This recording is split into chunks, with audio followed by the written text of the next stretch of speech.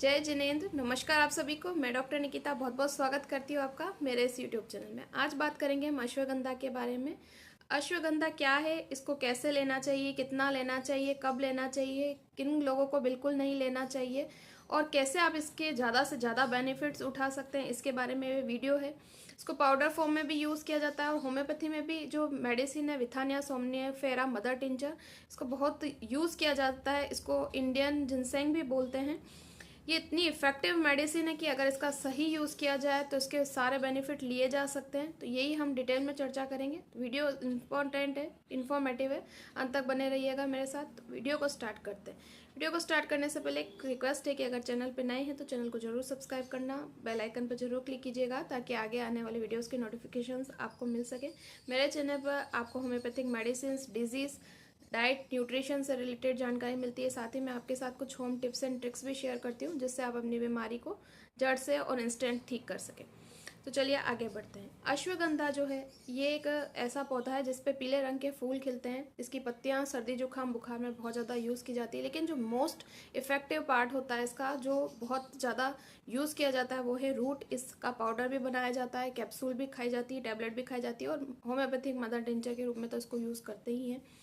तो ये जो अश्वगंधा है कब लेनी चाहिए, कैसे लेनी चाहिए, कितने लेनी चाहिए, किन लोगों को लेनी चाहिए, बहुत इंपॉर्टेंट पार्ट है।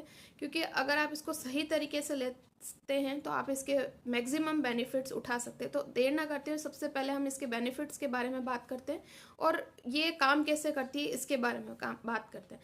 तो ये जो मेडिसिन है अश्वगंधा, चाहे आप इसका मदर टिंचर लें, चाहे आप इसको पाउडर फॉर्म में लें, दोनों ही में इसका सेम वर्क है। कहाँ कहाँ एक्शन करती है इसके बारे में पहले हम बात कर लेते हैं। इसका सबसे पहला एक्शन तो है ब्रेन पे।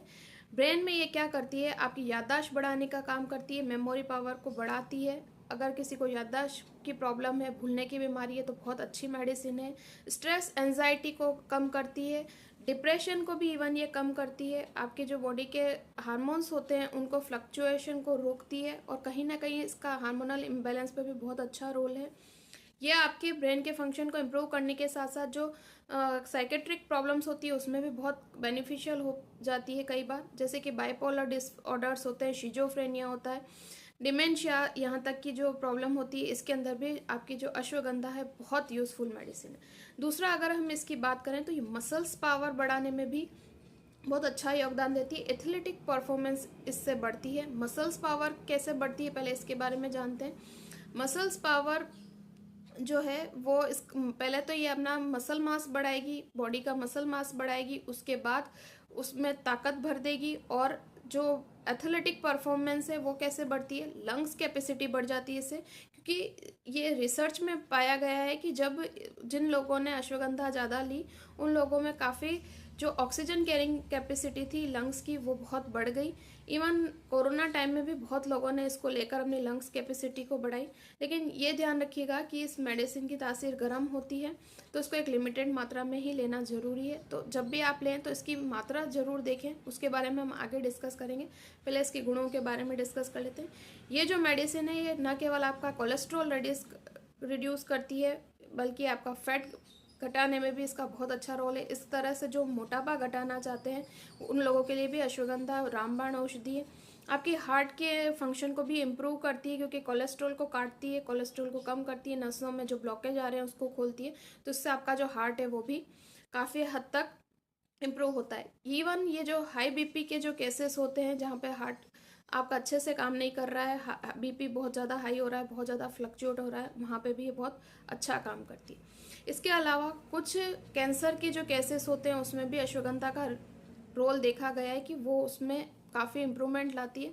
इस पर रिसर्च हो चुका है। बहुत सारे कैंसर जैसे कि breast cancer, lungs cancer, prostate cancer, यहाँ तक कि पूरी बॉडी का अगर मेटास्टेसिस हो गया तो उस कंडीशन में भी जो अश्वगंधा है वो कैंसर को जो गति होती है उसको धीमा करने में मदद करती है। अश्वगंधा आपके शरीर में इन्फ्लामेशन को कम करने का काम करती है। रूमेटॉइड अर्थराइटिस, ऑस्टियोआर्थराइटिस या गठिया की किसी भी तरह की समस्या है तो उसके अंदर भी अश्वगंधा बहुत यूज़फुल है और ये इन बीमारियों को रिवर्स करने में मदद करती है।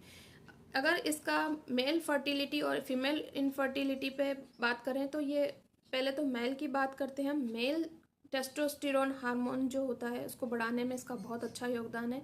स्पर्म क्वालिटी को बढ़ाती है, क्वांटिटी को बढ़ाती है, मोटिलिटी को बढ़ाती है।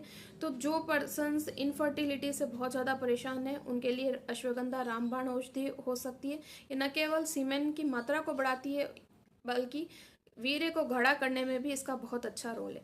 फीमेल इनफर्टिलिटी में भी अश्वगंधा बहुत हेल्पफुल हो सकती है, क्योंकि जो फीमेल के जेनिटल ऑर्गन्स हैं उनको मजबूती देने का ये काम करती है।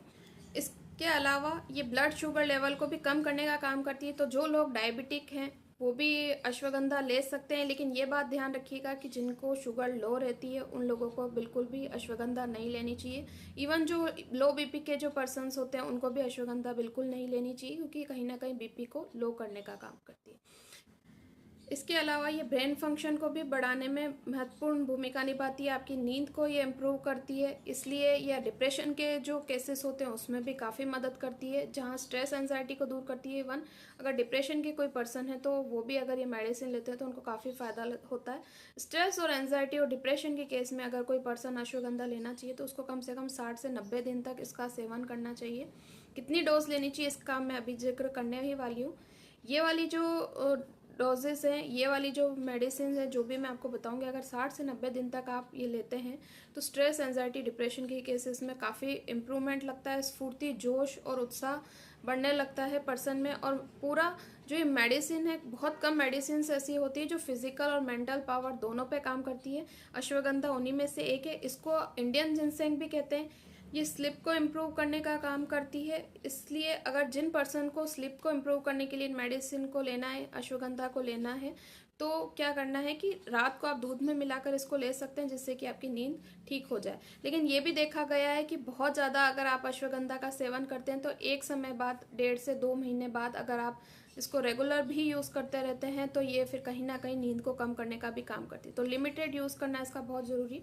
डोजेस क्या है इसके बारे में हम बात कर लेते हैं। अगर आप अश्वगंधा का चूर्ण लेना चाहते हैं तो 500 mg से 1.5 ग्राम तक आप इसको ले सकते हैं। चाहे तो दूध के साथ लें, चाहे तो ऐसे ही लें। दूध के साथ लेंगे तो ज़्यादा बेनिफिशियल रहेगा, क्योंकि इसकी तासीर थोड़ी गर्म होती है।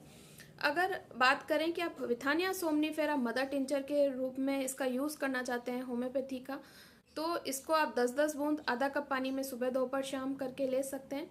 इसको इंडियन जिनसेंग भी बोलते हैं।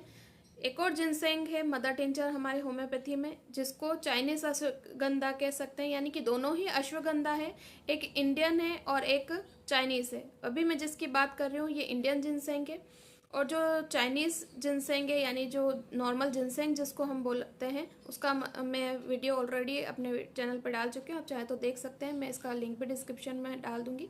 दोनों ही का आप कोरिलेट करके देख सकते हैं कि आपको कौन सा लेना है अपने स्फूर्ति, जोश और उत्साह को बढ़ाने के लिए, अपने मेंटल और फिजिकल पावर को इंक्रीज करने के लिए। अब बात करते हैं कि किन लोगों को अश्वगंधा बिल्कुल नहीं लेना चाहिए।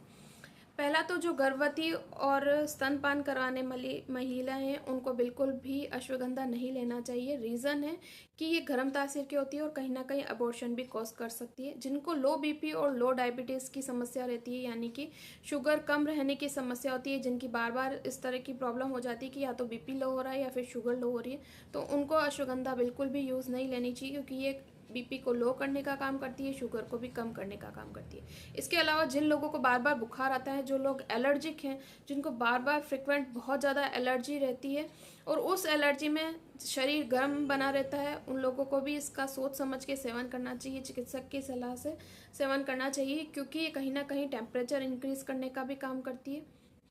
एक चीज़ और है कि अगर अश्वगंधा का आप सेवन करना चाहते हैं तो एक लिमिटेड मात्रा तक ही करें, और जो रिक्वायर्ड डोज है, जो रिकमेंड डोज है, उसके हिसाब से ही करें, क्योंकि कहीं ना कहीं ये पेट संबंधी समस्याएं भी पैदा कर सकती है। जिनको अल्सर जैसी प्रॉब्लम है, उल्टी दस्त है जिनको बहुत ज़्यादा होती है, जिनका डाइजेशन बहुत ज़्यादा वीक है, उनको सोच समझ के ही अश्वगंधा का यूज़ करना चाहिए, क्योंकि कहीं ना कहीं गर्म तासीर की होती है और इन चीज़ों को बढ़ावा देती है। वीडियो कैसा लगा मुझे ज़रूर बताइएगा। लाइक शेयर कमेंट करना ना भूलिएगा। इसी तरह चैनल के साथ जुड़े रहिएगा। कोई क्वेरी हो कमेंट बॉक्स में कमेंट करके पूछ सकते हैं। किसी टॉपिक पे वीडियो चाहिए तो भी आप मुझसे बता सकते हैं। ज़रूर ट्राई करूँगी कि उस टॉपिक पे वीडियो बना सकूँ। Thank you for watching. जय हिंद, जय भारत, वंदे मातरम।